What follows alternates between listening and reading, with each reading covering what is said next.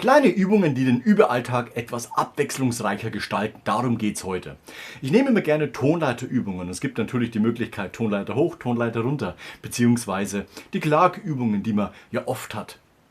Allerdings liebe ich es eigentlich, immer unterschiedlichste Sachen zu spielen. Das heißt, ich spiele mal die Tonleiter hoch und die Tonleiter runter. Dann mache ich mal Klag. Aber letztendlich geht es auch darum, dass man sich peu à peu immer wieder neue Übungen ausdenkt bzw. Literatur dazu benutzt, um eben dieses Techniktraining, dieses Höhentraining etc. pp. Abwechslungsreicher einfach zu spielen, weil es mehr Spaß macht, man mehr dran bleibt, mehr Abwechslung hat und dementsprechend auch auf unterschiedliche Art und Weise mit unterschiedlichen Übungen seine Finger, seine Technik trainiert.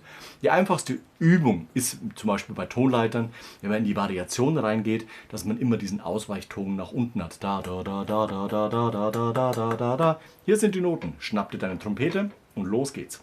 1, 2, 3.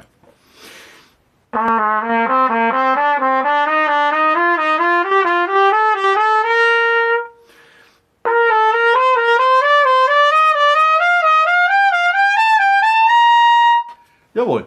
Und jetzt war einmal mit einem Bruch in der Mitte und jetzt geht eben die Übung einmal durch. Die Noten sind da, los geht's. Vergiss nicht, tief einzuatmen, wir brauchen Luft.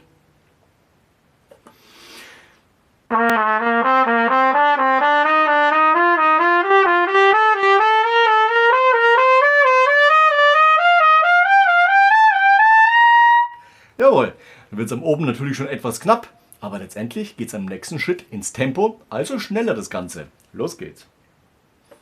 1, 2, 3.